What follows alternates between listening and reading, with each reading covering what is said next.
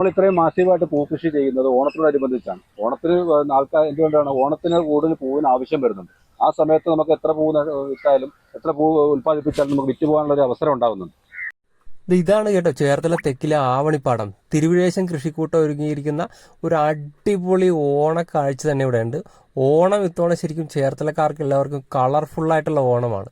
Onam colour Onam എന്നുള്ള രീതിയിലാണ് ഇപ്രാവശ്യം പൂക്കൃഷി അതിമനോഹരമായിട്ട് ആവണിപ്പാടത്ത് ഒരുക്കിയിരിക്കുന്നത്.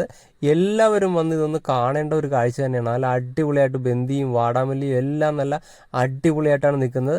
അതുമാത്രമല്ല, ഇവിടെ വന്നു കഴിഞ്ഞാൽ നമുക്ക് ചീര വാങ്ങാൻ പറ്റും. ചീര മാത്രമല്ല, വെണ്ടയുണ്ട്, പാവലുണ്ട്, പടവലമുണ്ട്, പീച്ചിലുണ്ട്, കുറ്റിപ്പയറുണ്ട്, ചീര തന്നെ 2-3 വെറൈറ്റി ചീരയുണ്ട്. അപ്പോൾ അത് മാത്രമല്ല, ഈ പ്രദർശനം കാണാൻ വരുന്നവർ നൽകുന്ന പണം മുഴുവൻ വയനാട് ദുരിതബാധിതർക്ക് വേണ്ടി അവർ മാറ്റിവെച്ചിരിക്കുകയും കൂടി ചെയ്തിരിക്കുകയാണ്. ഈ ആവണിപ്പാടത്തിലേക്ക് എത്തുക. തീർച്ചയായിട്ടും നമുക്കൊരു ജനതയെ സഹായിക്കാനായിട്ട് ഈ കർഷകരോടൊപ്പം തന്നെ നമുക്ക് നിലനിൽക്കാം. അപ്പൊ അടുത്ത ഒരു വീഡിയോ ആയിട്ട് കാണുന്നവരെ ഗുഡ് ബൈ.